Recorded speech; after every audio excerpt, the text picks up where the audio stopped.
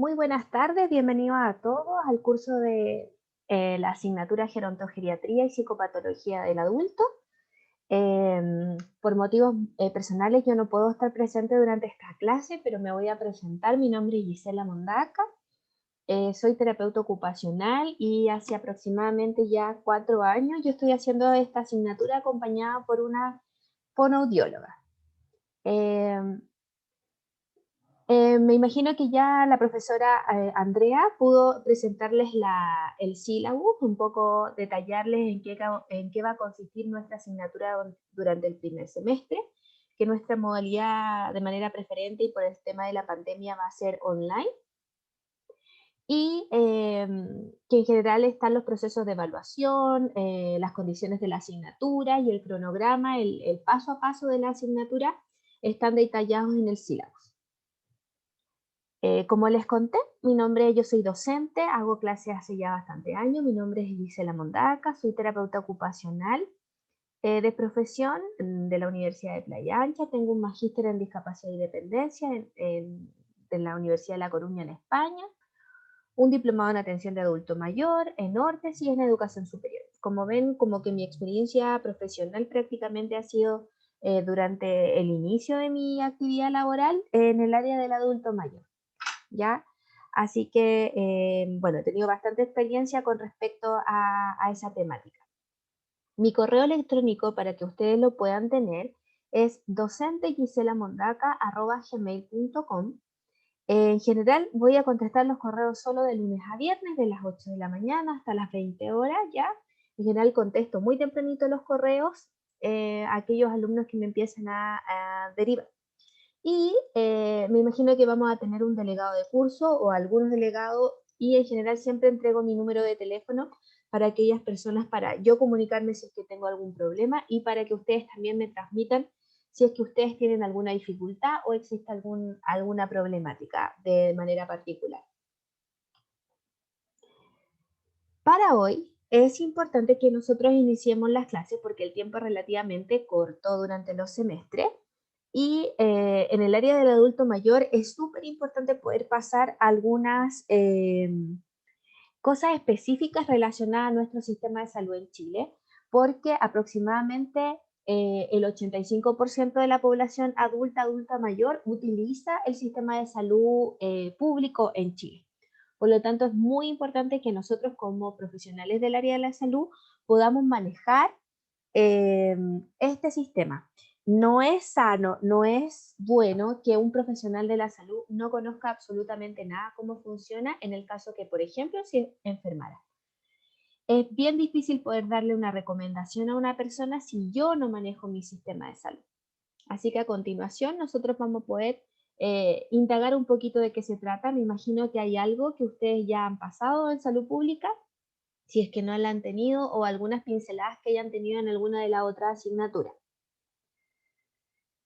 Primero contarles que el sistema de salud en Chile está dividido. En general nosotros tenemos un sistema bien mixto, en donde tenemos por un lado un sistema público que está dado por FONASA, un sistema privado que está dado por las ISAPRES y otros sistemas que en general pertenecen a las Fuerzas Armadas y a otras fundaciones.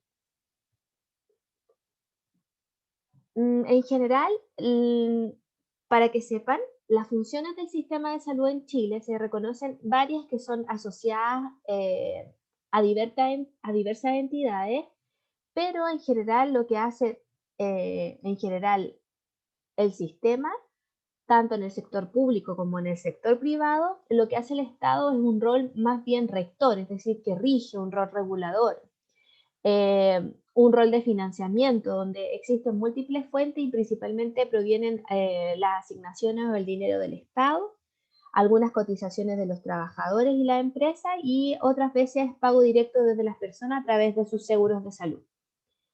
El aseguramiento o la previsión de salud se logra con diversas entidades, principalmente las que más destacan en nuestro país son FONASA e ISAPRE, y la provisión de algunos servicios como la atención de salud está a cargo de un numeroso y heterogéneo conjunto de centros asistenciales, hospitales, centros tanto públicos como privados, ya sea ambulatorio o servicios de hospitalización. En general, así funciona y se compone en nuestro sistema. ¿Cómo funciona? Principalmente nuestro sistema de salud en Chile está compuesto por un sistema mixto, como lo habíamos mencionado, por FONASA, que es el Fondo Nacional de Salud, y un sistema privado que son las ISAPRES, que se denominan son instituciones de salud previsional. El financiamiento, como dije anteriormente, viene principalmente del Estado, de las cotizaciones de los trabajadores y la empresa. El rol regulador lo cumple la Superintendencia de Salud y en general en la última década se destaca que el fortalecimiento del sistema de protección social en salud no, les otorga principalmente lo que son las garantías explícitas de salud, que son el GES, para los ciudadanos y un grupo específico de patologías que están priorizadas de acuerdo a ciertos sistemas de gestión y cierta demanda que se ha dado dentro del país. Vamos a hablar un poquito de FONASA. Me imagino que muchos de ustedes son FONASA, ¿ya? Y ojalá y espero que muchos de ustedes conozcan qué tipo de letras son y qué implicancias tienen o no ser de esa letra.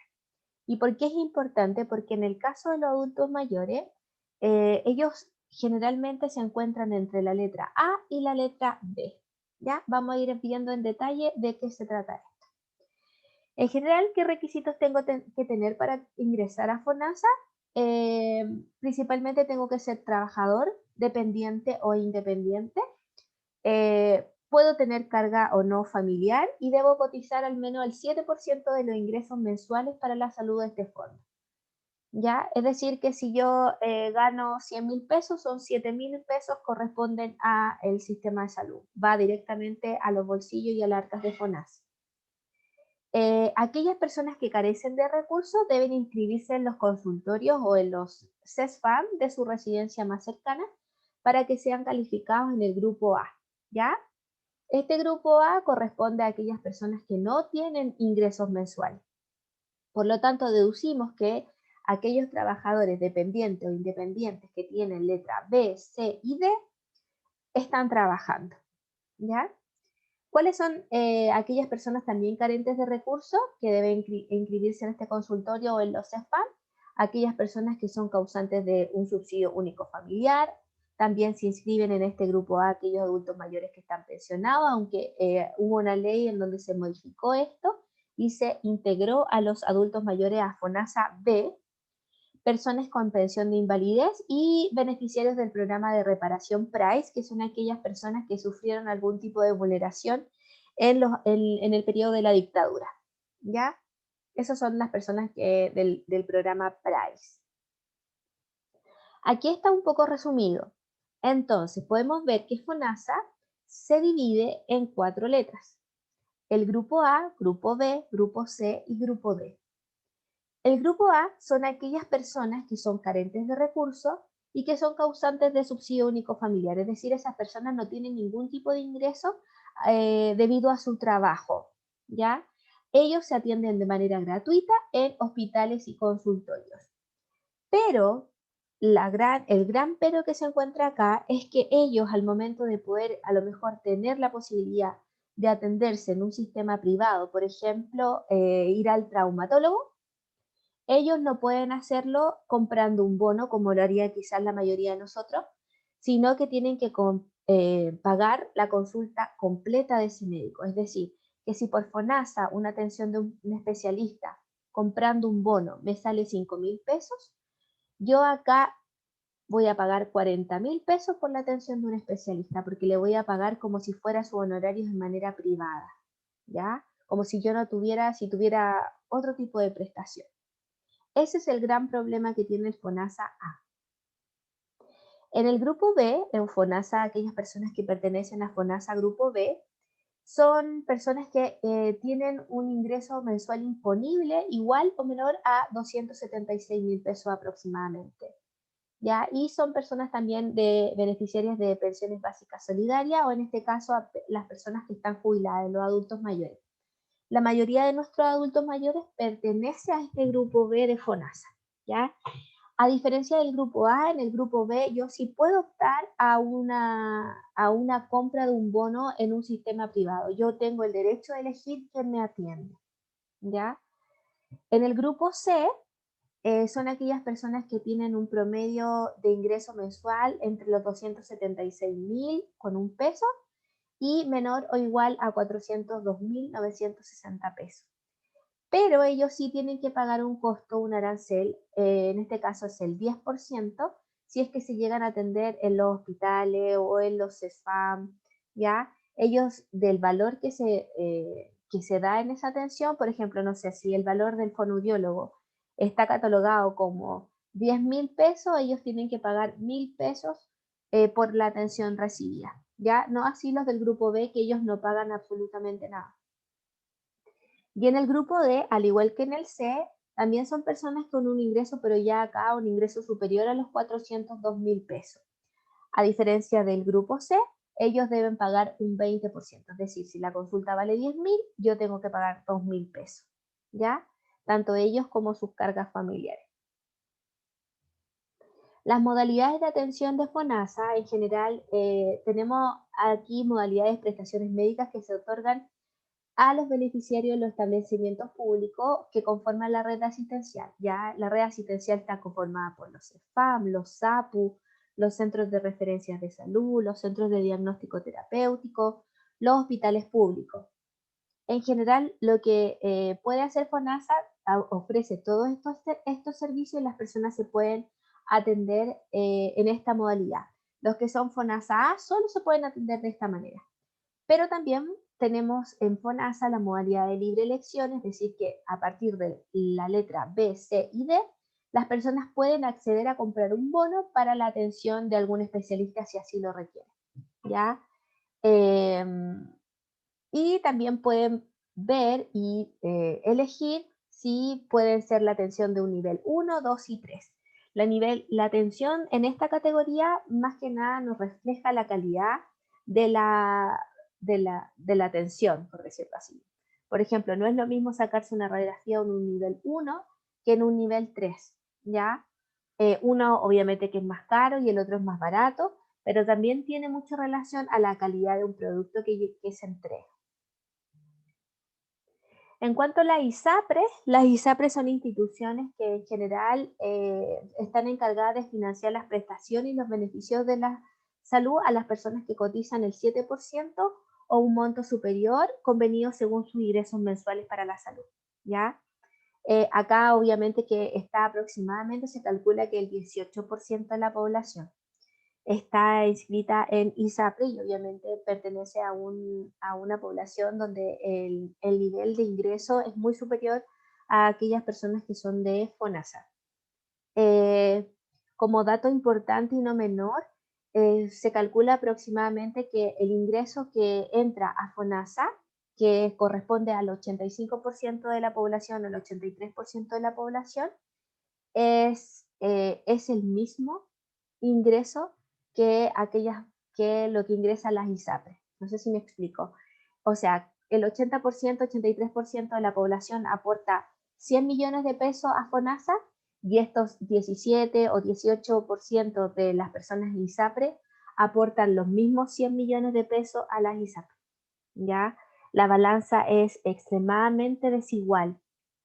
Por lo tanto, hace que un sistema esté totalmente quebrado y totalmente en una situación desigual respecto a la atención. En cuanto a las modalidades de la ISAPRE, tenemos la modalidad de prestadores en convenio o preferente. Aquí se cubren las prestaciones de salud a través de un determinado prestador o la red de prestadores individualizados con el plan de prestador preferente. ¿A qué me refiero? Que, por ejemplo, la ISAPRE, no sé, Colmena está asociada con la Clínica Ciudad del Mar, por lo tanto, si uno se atiende en la Clínica Ciudad del Mar, lo más probable es que haya un convenio que sea preferente, te va a salir más barato, quizás costo cero, X, ¿ya? En la modalidad libre elección, que también tiene ISAPRE, es decir, yo elijo con qué médico me quiero operar, es decir, si ellos dicen, no, y nosotros tenemos convenios con la Clínica Reñaca, pero yo me quiero atender en el hospital clínico, yo puedo ir y atenderme en el hospital clínico, pero obviamente no voy a pagar lo mismo que si fuera en la Clínica Reñaca. Y la modalidad cerrada o médico de cabecera, que aquí las ISAPRES bonifican si la persona o el beneficiario se atiende solo en el prestador que señale el plan de salud. ¿ya? O sea, te premian por atenderte solo con lo que ellos te están diciendo. Y las Fuerzas Armadas existen el sistema de aseguramiento dependiente del Ministerio de Defensa y uno de los más conocidos es Capredena y es Dipreca. Y ellos dan aproximadamente una cobertura al 3% de la población y atienden a personas que pueden acceder a través de los servicios nacionales de salud municipal y privados según convenio. Ellos también pueden atenderse en otros lados, pero en general se tienden a atender en sus propios sistemas, el Hospital Naval, Capredena, Dipreca, etc. Importante preguntarse entonces aquí qué hace y cómo funciona el fonoaudiólogo en la atención primaria de salud, que en realidad en el sistema de salud, en el área adulto.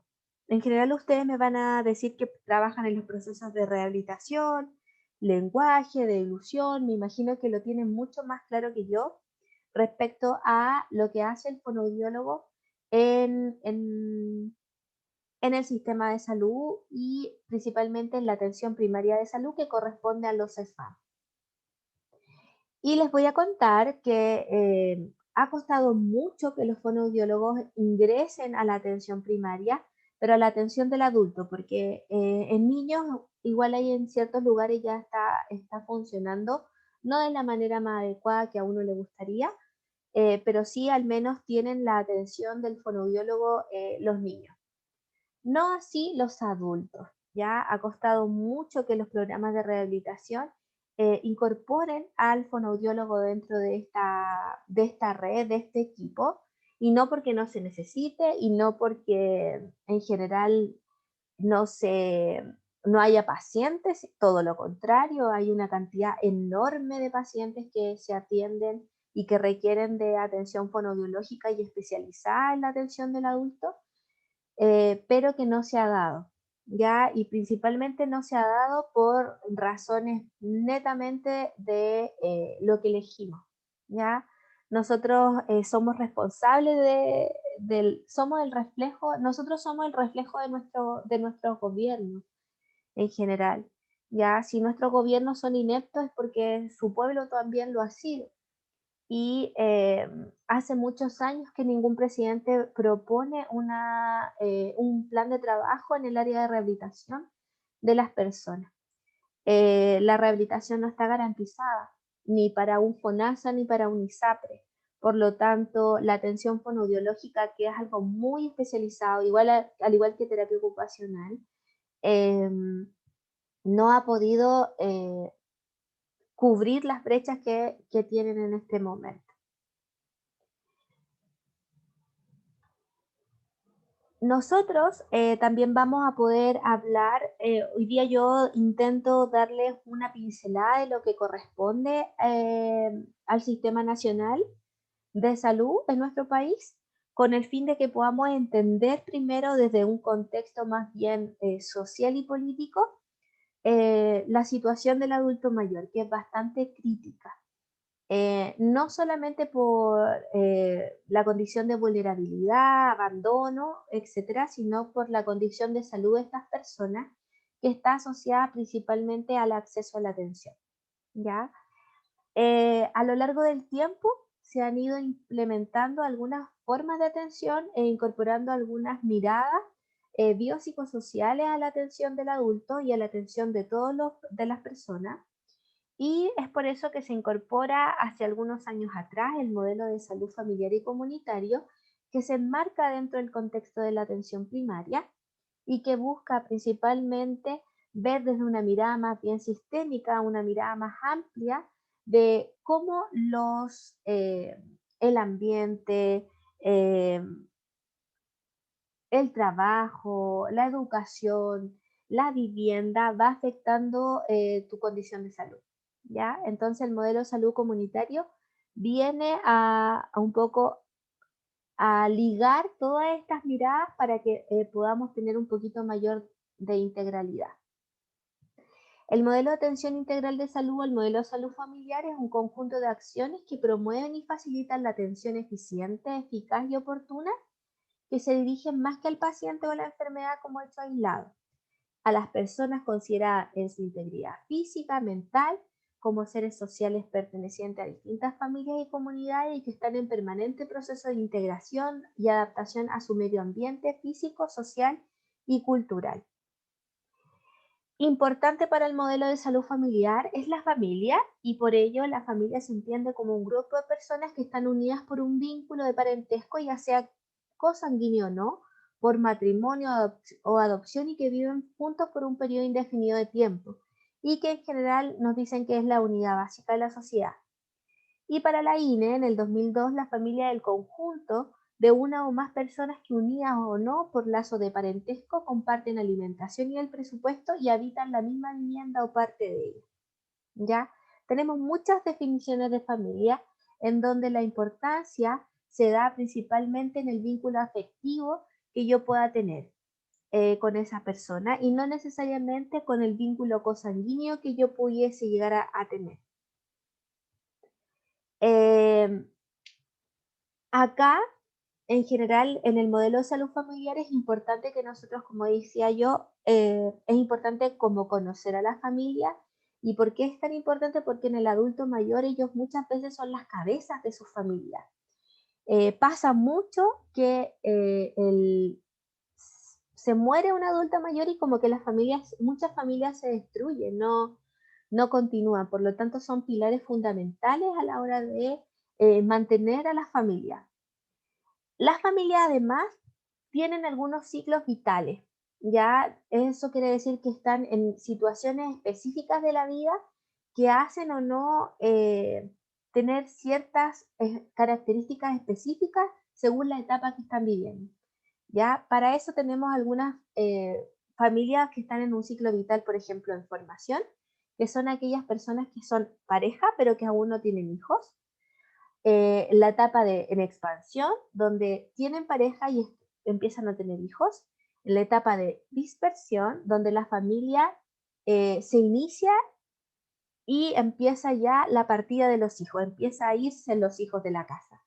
Y en contracción es cuando la familia que ha visto eh, o que tuvo ya vio la partida de los hijos y en general o la pareja queda sola o uno de los integrantes queda solo, que es lo que nos pasa finalmente con la mayoría de los adultos mayores.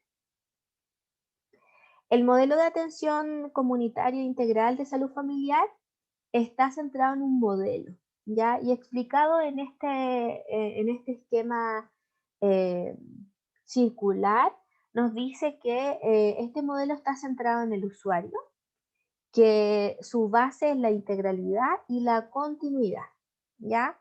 Y que requiere ciertos otros aspectos como tener intersectorialidad, es decir, que tiene que ver con el barrio, que el énfasis tiene que estar en lo promocional y lo preventivo, que tiene un enfoque más bien familiar, que la atención está centrada en la atención abierta, que se busca la participación en salud, que se busca tener una tecnología apropiada para la atención, una buena calidad de la atención y una gestión de las personas trabajadoras de salud, es decir, la capacitación de estas personas de manera continua. Cuando dice que es centrado en la persona, este modelo nos habla principalmente de que hay una corresponsabilidad del cuidado, ¿ya? Que no es solamente el profesional quien pone el foco de atención en el usuario, sino que también el usuario pone su foco de atención en el mismo y que se tiene que hacer responsable. Se pone también énfasis en los derechos y los deberes de la persona. Por eso que existen en todos los establecimientos públicos y privados este cartel donde nos hablan, hay unos monitos azules del gobierno en donde nos dice cuáles son nuestros derechos y cuáles son nuestros deberes. ¿Ya? Y también nos busca un trato de excelencia. En general, este modelo o en este espacio que nos entrega lo que es centrado en la persona, nos habla también de la confidencialidad de la información. Muy importante para los profesionales de la salud porque somos nosotros quienes manejamos información muy personal de muchas personas y por lo tanto esa confidencialidad debe ser respetada. Desde tomar una foto, hacer un informe, no compartir información con mis compañeros en el caso que yo tenga una situación de algún caso que yo estoy tratando, trabajando con algún docente bajo una práctica, etcétera. ¿Por qué? Porque yo siempre digo, en general, a mí no me gustaría que la información de mi madre anduviera de boca en boca en personas desconocidas. Por lo tanto, uno debe tratar a cada usuario como si fuera un familiar suyo, con respecto a la confidencialidad. En general, también nos dice que la información que nosotros tenemos y la atención que otorgamos tiene que estar basada en evidencia, ya basada en conocimiento científico en este caso, en donde nos dice y se comprueba que esa forma de hacer las cosas es la mejor. Nos tenemos que adaptar también a la cultura de las personas, ya, porque no todas las personas somos iguales. No es lo mismo atender en la comuna de Valparaíso que atender en Arica o que atender en Puerto Montt, ¿ya? Son formas distintas, las personas somos distintas porque culturalmente nuestro entorno también es distinto. Y lo que hacemos cuando estamos centrados en la persona, también tenemos que facilitar la atención y la adherencia al tratamiento. En el caso del proceso de rehabilitación, la verdad es que muchas veces la adherencia al tratamiento es más fácil porque las personas generan vínculos por la cantidad de veces que nos ven y la cantidad de sesiones que pueden llegar a tener por el tratamiento de alguna patología específica. En cuanto a la integralidad, el modelo nos dice que tiene que ser así en función de todo el sistema. Ya todas las personas o todo profesional de la salud debe ser integral, debe tratar, debe mirar la salud desde una integralidad, de no decir que lo mío es más importante que lo tuyo, X profesional, sino que trabajar en pro de un trabajo en equipo, con un enfoque integral y con una mirada que nos permita otorgarle la mejor prestación a la persona. Em, de un enfoque de promoción y prevención, ¿ya? Y un enfoque de recursos asociados, recursos humanos asociados a cuidados paliativos, es decir, hasta el final de tu muerte. Eso es lo que busca. ¿Por qué? Entonces, ¿por qué? Porque en general la atención, nosotros no solamente debemos ver y enfocarnos en la patología de un adulto mayor, es decir, en el caso suyo, no solamente me voy a fijar en el accidente vascular y que este accidente vascular tiene una fascia, sino que también me debo fijar dónde vive, con quién vive, cómo es su barrio, cuáles son las redes con las que cuenta. Eso también va a ser tan determinante o más dentro de la situación de terapia de rehabilitación que los ejercicios que yo pueda llegar a hacer con él, ¿ya? Porque debo conocer ese contexto, explorar las redes. En general debo conocer cuáles son los niveles de prevención que existe, comprender los problemas de las personas, formular diagnósticos más bien integrales y no centrados en una patología y establecer planes de intervención que van a ser a largo plazo.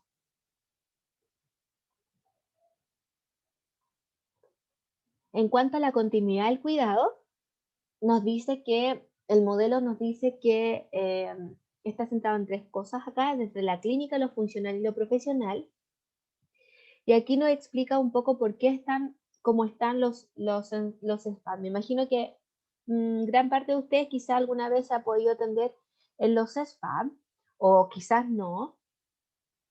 Y para contarles un poco, los SPAM están organizados a través de equipos de cabecera. ¿Qué significa eso? Un médico, una enfermera, una nutricionista, matrona, TENS, administrativo, paramédico, dentista. Todo ese grupo atiende a un sector de la población de ese SPA. Ya, eso es un equipo de cabecera, con el fin de mantener eh, una coordinación a largo plazo. Son en general funcionarios que no salen y que no van a renunciar a sus trabajos. Son gente que en general se mantiene durante mucho tiempo en sus lugares o establecimientos por la historia propia de la administración pública. ¿Ya? Es muy difícil que alguien lo despida en la atención pública. Pero además ese equipo de cabecera le permite conocer una historia clínica de mucho tiempo, ya le permite tener una información mejor. En la clínica lo que vemos principalmente es la condición del usuario y del equipo y la información a nivel más bien longitudinal. En lo funcional lo que nos permite es gestionar de buena manera los recursos humanos y la información que tenemos respecto a la atención del cuidado, y en lo profesional tiene que estar dispuestos los equipos y la coordinación de los profesionales para que esto pueda tener resultados.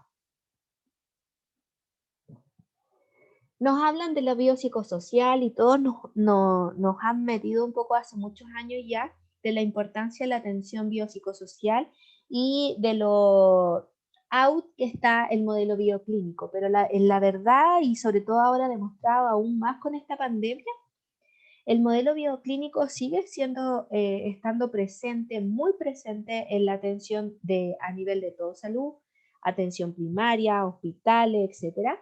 Y el modelo biopsicosocial o el paradigma de biopsicosocial, que nos dice que permite cuidar de la salud de las personas, la familia, las comunidades de manera más integral, que implica que el médico y los demás integrantes del equipo de salud desarrollen competencias que permiten una atención profesional de excelencia, tanto en los conocimientos como en la técnica. Finalmente se ve muy mermado por esta mirada biomédica que tenemos mucho o que tienen muchos profesionales del área de la salud. Nos hablan también de que este modelo de atención es importante porque nos plantea desde la calidad profesional. La Organización Panamericana de la Salud eh, nos dice que la salud en general es el derecho al mayor nivel, que toda persona tiene un derecho al mayor nivel de salud posible, que esta salud debe ser equitativa y solidaria. Estos son los valores que son guiados por principios propios y que están conformados por un conjunto de elementos esenciales que están ahí alrededor.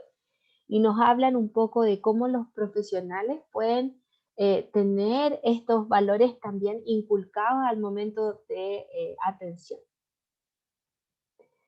En general, aquí nos dice entonces que nosotros en general como profesionales del área de la salud tenemos un gran poder, pero ese poder conlleva a una gran responsabilidad al momento del cuidado. Por lo tanto, yo hago algunas preguntas y algunas reflexiones relacionadas a qué tan poderoso te sientes tú. Si te has preguntado alguna vez cómo va a ser el proceso de atención cuando tú lo realices. ¿Qué tan distinto te sientes al momento de atender a una persona que, por ejemplo, no fuera profesional? ¿Ya? Yo aquí les digo cuál es su poder y por ende cuál es su responsabilidad hoy en general. Eh, Ustedes van a ser responsables de la salud de un otro y de un otro desconocido, de otra persona que en general tú no estableces ningún tipo de vínculo consanguíneo o emocional respecto a tu vida, ¿ya? Em, y les hago estas preguntas en general para que puedan reflexionar respecto a cómo te gustaría ser como profesional, porque uno tiene la posibilidad de elegirlo. En general yo puedo elegir, algunos eligen escuchar esta clase y hay otros que eligen no hacerlo. Eh, y es una responsabilidad que es una decisión muy personal. ¿Quién está dispuesto a ser tan responsable o más responsable o tener más capacidad o más conocimiento que lo que pudiese llegar a ser? Entonces, eh, vamos a ver aquí principalmente todo esto que hablé, que fue una parte como bastante introductoria, tiene que ver mucho con los procesos de geriatría y atención del adulto mayor actualmente en nuestro país, ¿ya? De cómo ellos han tenido dificultades en la última etapa de su vida para poder acceder a una atención de calidad. Importante sí entonces que nos remitamos un poquito a la historia. Nosotros el envejecimiento mundial es inminente. Nuestro país crece agigantadamente sobre un 28,2%, Se dice que en el año 2050 Chile va a alcanzar su población total de adultos mayores va a ser superior al 28%, que el impacto que tiene el envejecimiento poblacional está principalmente dado por la transición demográfica, el cambio en la estructura de la pirámide de nuestra población y que se produce una disminución muy rápida de la población joven. Y también eso se da porque hay una disminución de la cantidad de hijos que nacen. En Chile entonces se proyecta que a partir del año 2035 los adultos mayores superarán el número de jóvenes. Contextualicemos un poquito quiénes son estos adultos mayores en Chile. Aquí nos hablan que en el 2016 decían que el 15% de la población chilena tiene más de 60 años y que los millennials representan solamente el 24%, que el 75% de los adultos mayores es jefe de hogar y 3 de cada adultos mayores en Chile se declara jefe de hogar donde vive, que el 36% de los hogares chilenos vive un adulto mayor y en más de 2.000 hogares tenemos un adulto mayor viviendo en él, que el 40% de los adultos mayores que son jefes de hogar trabajan. 3 de cada 5 adultos mayores deben mantener su hogar solo con lo que reciben de su pensión o jubilación. Y que el 57% de los adultos mayores que son jefes de hogar es jubilado o pensionado. Y también nos dicen que en 15 años más los adultos mayores van a superar en número a los millennials y que podemos proyectar que en el 2026 van a ser 2 segmentos equivalentes en cantidad en nuestro país. Lo más probable es que el número de jóvenes sea muy igual al número de adultos mayores. Como antecedentes de salud, nos dicen que de acuerdo a la CACEN del 2015, a medida que va avanzando la edad, aumenta la proporción de personas que se atienden en el servicio público y disminuyen aquellas personas que se pueden atender en el servicio privado. Por lo tanto, ahí nos hablan un poco de a qué sistema de salud pertenecen aquellos adultos mayores. La mayoría, obviamente, pertenece al sistema público FONASA. Y respecto a la autopercepción de su estado de salud, nos dicen que en la medida en que envejecen, la percepción que tienen ellos con respecto a su salud disminuye, ya se ven peor. En cuanto a los antecedentes de participación, nos dicen que a medida que las personas que van envejeciendo van a perder espacios de participación como en las esferas de trabajo, sin embargo el grupo etario que más participa en las organizaciones sociales corresponde a un 34% frente a solo adultos mayores, frente a un 24% que son los adultos o jóvenes, ¿ya? En general estamos diciendo que aquellas personas que mueven el barrio, las juntas de vecinos, las organizaciones, son adultos mayores. En cuanto a la participación, nos dice que los adultos mayores también se hacen cargo de las actividades del hogar, siendo un aporte que es relevante, por ejemplo, en lo económico y en el cuidado de los niños, lo que posibilita el ingreso de las mujeres al ámbito laboral. Muchos de los abuelos son los que cuidan a los nietos en el proceso en que los papás están trabajando, ¿ya?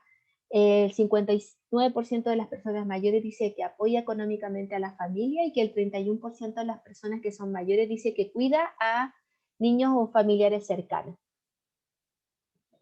¿Cómo viven los adultos mayores en Chile? En cuanto al amor, nos dicen que al menos 8 números de parejas sexuales promedio han tenido en su vida los adultos mayores, que el 7% de ellos ha usado Viagra, que el 53% ha tenido relaciones sexuales en el último año, que el 55% de ellos está casado, que el 15% convivió antes de casarse, que el 3% ha tenido pareja extranjera, que el 27% ha sido infiel alguna vez en su vida. En cuanto a su vida sana, nos dicen que el 47% está satisfecho con su apariencia o aspecto físico, que el 53% de ellos está satisfecho con su estado de salud física o mental, que el 62% prefiere la calidad por sobre la cantidad de su alimento, que el 29% hace ejercicios con regularidad. Y en cuanto al tiempo libre, nos dicen que el 60% de ellos usa WhatsApp, que el 21% está interesado en la tecnología, que el 44% se tomó vacaciones en el último año, que el 5% ha estado los últimos ha ido al estadio los últimos 3 meses, bueno, esto desde el año pasado, el 56% está satisfecho con su tiempo libre. Entonces vemos que muchas veces o estos números nos muestran una cosa es que lo que nosotros pensamos del adulto mayor y que tenemos una concepción súper penosa y triste del envejecimiento, pero los datos nos dicen otras cosas. Estos adultos mayores están vivos, están disfrutando muchos de ellos de algunos espacios, que no todos se ven ni se consideran viejos o no, que no tienen algunas capacidades para poder hacer cosas. En cuanto al impacto que tiene el envejecimiento poblacional, principalmente este va a estar dado en áreas como la salud, la educación, en la economía, la participación social, la vivienda y el urbanismo. ¿Ya? Aquí en salud, principalmente, el impacto se ve en lo económico porque a mayor edad, obviamente, mayor patologías crónicas. El problema es eso, el cómo yo he ido envejeciendo. El problema ahora no está en la cantidad de años que yo vivo, porque Chile tiene una tasa de promedio de años bastante superior a los que están aquí dentro de la región de Sudamérica. Pero el problema es cómo llega ese adulto mayor a esa vejez, en qué condiciones patológicas, clínicas y sociales llega este adulto mayor. Por lo tanto, se hace un sistema bastante encarecido. En cuanto a la educación, también nos habla que no tenemos ningún sistema, por ejemplo, universidades para adultos mayores o técnicos, o cosas que ellos puedan, por ejemplo, nivelar estudios si lo quisieran. Envejecimiento poblacional, aquí en respecto a la economía, nos dicen que al envejecer esta población, nosotros tenemos mucho menos capital humano para realizar trabajos de labores pesadas como construcción, eh, aseo, trabajos como que están relacionados a cosas de obra, mucho menor. Por lo tanto, se ve afectada la economía. Y también se ve porque las previsiones o las jubilaciones de nuestros adultos mayores para nadie es un misterio ni un descubrimiento de que las pensiones de los adultos mayores son muy, muy malas. ¿Ya? En cuanto a la participación social, ya les mencioné que son ellos quienes mueven las organizaciones barriales principalmente, pero que pese a eso tampoco existe mucha vida de barrio actualmente, por lo tanto también se ha visto mermada esta participación. Y en cuanto a la vivienda y urbanismo, es un caos, porque las formas en que han sido edificadas en el último tiempo nuestras viviendas han hecho que no sean, que sean solo casas de manera muy aislada, no son barrios, por lo tanto, eh, tenemos situaciones muy dificultosas con respecto a no tener ferias cerca, negocios donde comprar, supermercado, acceso a banco, etcétera. Todo se tiene que hacer en un espacio del centro de la ciudad, eh, donde muchas veces los adultos mayores le tienen dificultades para acceder o tienen mayor riesgo de poder acceder hacia esos sectores. Y las viviendas que actualmente construyen son muy pequeñas, siempre construidas en pisos sobre nivel, donde el adulto mayor muchas veces por sus dificultades físicas no puede acceder o se siente totalmente encarcelado dentro de su domicilio. Nuestra vejez entonces va a depender de cómo vivimos nuestro proceso de envejecimiento. Ya hay tantos modos de envejecer como personas en la etapa de vejez. Antes no era impensado, por ejemplo, que una persona con síndrome de Down llegara a su periodo de vejez. Ahora eso no. Era impensado que las personas con adultos mayores se volviesen a casar o se enamoraran a los 80 años. Era impensado que las personas en situación de discapacidad pudiesen tener nuevamente una oportunidad como pareja y llegar a la vida adulta así. Era impensado que dos mujeres pudiesen, o dos hombres pudiesen llegar también de manera acompañado a este proceso. Por lo tanto, como dice allí, hay muchas formas de envejecer y todo va a depender de cómo yo quiero vivir la vida y la forma en que lo quiero hacer. Pero también debo contribuir como profesional de la salud a que esa vejez sea la mejor que yo pueda entregar. Ahí está la bibliografía. Esa es la clase por hoy. Ya nosotros voy a mandarles igual un video respecto al taller de lo que deben realizar, que tiene que ver con esto. Ya tiene que ver con un poco con razonar respecto a qué tanto sé de mi sistema de salud. Así que los invito porque es sumamente triste ver que muchos, no solamente los estudiantes, sino que muchos profesionales ya titulados no manejan el sistema de salud en Chile. Y por lo tanto, los únicos perjudicados no solamente son ellos cuando les toca afrontarse a un sistema complejo, sino que también sus usuarios o pacientes, que son quienes requieren de un manejo y una expertise mayor, porque si no, esos adultos mayores pasan peloteándolo de un lado para otro sin darle y garantizarles una atención oportuna. Nos vemos mañana. Mañana les voy a dejar, como les dije, nuevamente grabada la clase del taller para que puedan contestar. Así que muchas gracias y bienvenido a este primer semestre del año 2021 y espero que sea muy agradable porque en general ha sido mi experiencia durante todos estos años con la carrera de fonoaudiología. Así que eso, muchas gracias, nos estamos viendo.